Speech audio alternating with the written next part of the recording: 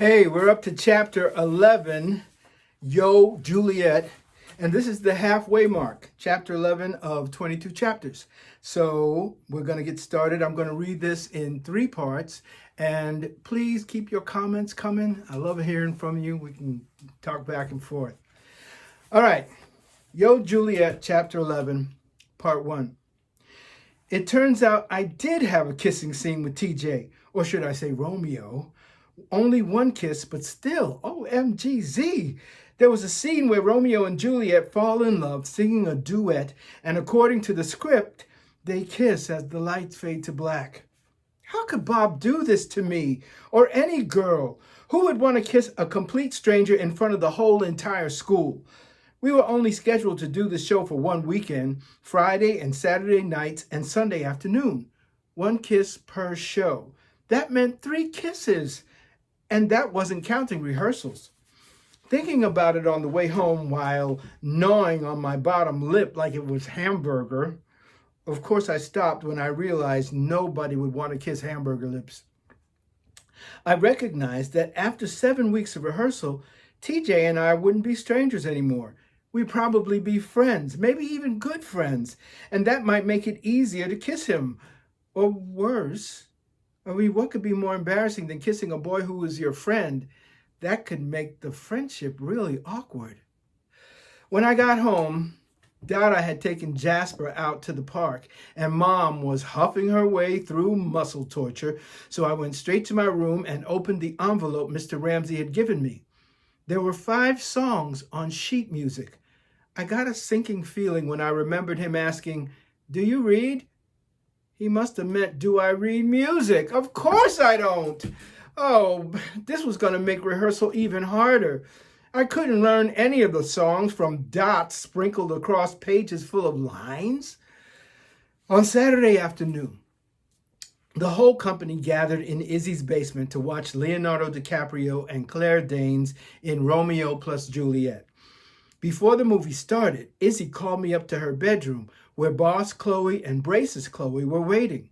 Izzy said in a very serious tone, "Sit down, Mango. We got something heavy to tell you." I sat on the edge of the bed. "What? Did something happen?" The girls turned to Boss Chloe, who shook her blue head mournfully as if she were watching a casket being lowered into a grave. "I hate to tell you this, but the chirp on the street is that Brooklyn has left the building." "What building? She was here in Izzy's house?" "No, she left True Heart Middle School and transferred to Islington." I couldn't believe it. Brooklyn transferred to a private school that was Gott's biggest rival? How do you know? Boss Chloe shrugged. "What can I say, my little birds?" Izzy sat down next to me on the bed and took my hands into hers. "It's factual. I saw Brooklyn and her mother drive by this morning with an Islington Superior sticker on the back of their SUV. We thought you should know, seeing as how you two were besties and all." Boss Chloe hiked up her blue cargo shorts and said, "Actually, her defecting is tragically delicious. You won't have to worry about her spreading bad karma or playing dirty tricks on you anymore." I nodded, still trying to comprehend Brooklyn getting her parents to send her to a private school because a trick she played on me backfired. I thought she was tougher than that, but I guess I really didn't know her as well as I thought. From then on, I was going to be uber careful about who I got close to and who I let get close to me. Braces Chloe held out her phone to me. "On a brighter note, you got 1,500 hits on YouTube." 1,500? That means people have watched my audition more than 1,000 times. That's more people than I've ever spoken to in my entire life. I was almost semi-famous. Suddenly, goose pimples were spreading all over my arms. "This is epic," Boss Chloe said. "What you need to do right now is grow your fan base on Instagram, Twitter, Snapchat, and Facebook, and all the rest. I heard that colleges take how many followers you have into consideration for acceptance and scholarships." I said, "But I don't have any of those." "Not even Facebook?" Izzy said, It's not her fault. She doesn't have a phone, and her parents are kind of social media phobes. I nodded. It was true, although I didn't want the world to know. Boss Chloe winced. Ouch, dude, you're in social Siberia. That stinks. She shook her head, pacing while looking down at the floor. How am I supposed to text you about rehearsals and last-minute changes? Izzy stepped forward. Send them to me, boss. I'll make sure she's up to date. Thanks, Izzy. I was grateful but embarrassed for feeling like the other girls were pitying me. Even as a drama nerd star, I was an oddball because I didn't have a phone. Izzy patted me on the back. Let's go to the basement and start the movie. We got popcorn, juice, and hot herbal tea, in case your voice is getting tired from learning your new songs.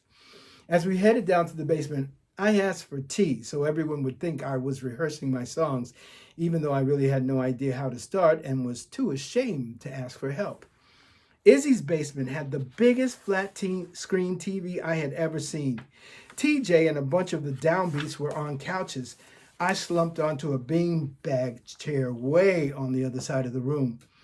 The movie was surprisingly good, but it was so embarrassing every time Romeo and Juliet kissed. Everyone would whoop it up, looking back and forth between me and TJ on opposite sides of the basement.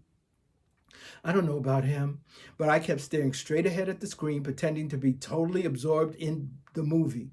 And in reality, my head was throbbing, thinking about the kissing and how dumb I felt not being able to read music. After the movie was over, most of the cast stayed to hang out with Izzy. I wanted to stick around too. Everyone was so nice, and I was having more fun than I'd had since my friend life was all about Brooklyn. But I had to get home by 5 o'clock. Mom and Dada were going to stop by a few restaurants and eat appetizers while checking to see if there were any openings in the kitchen, which was way cooler than Dada just showing up and handing them his resume.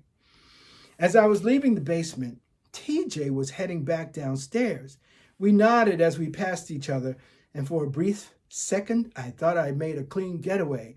But he called to me from the bottom of the stairs. How'd you like the songs? The songs? Yeah, I was playing around with them on my keyboard. They're pretty tight, for pop rock songs, right? Since I couldn't read music and had no idea what the songs were like, I lied. Oh yeah, awesome. What else could I do? I was musically illiterate twit staring down at a scary, weird, cute guy whom I just realized had kiwi green eyes. Oh, I love kiwi.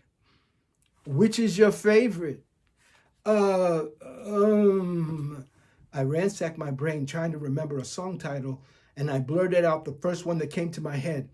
Looking Up at Love. That song really fits my voice well. I could sing, can't wait to sing it with the band and everything. Really? Yeah, I'm working on the words and the melody and, the beat and stuff already. He stared up at me for what seemed like a half a minute. The kids back in the basement were laughing at something, and I kind of got the idea it was me they were laughing at, even though the thought was ridiculous. There was no way they could hear me lying to TJ on the staircase. Then I swallowed and realized the hot tea tasted like licorice, which I loved, especially the little piece of licorice in Good and Plenty candy. So I'd have to ask Mom to buy some. And just before my brain whirled off to some other random thought, TJ said, there was this chicken once, I think his name was Mike, and he lived for 18 months without a head. I said, okay. TJ shrugged and turned and headed into the basement without another word. So I continued up the stairs out of the house and walked down the block, wondering if this scary, weird, cute, kiwi, green-eyed guy was trying to say I was a chicken with her head cut off. That's the end of chapter 11, part 1.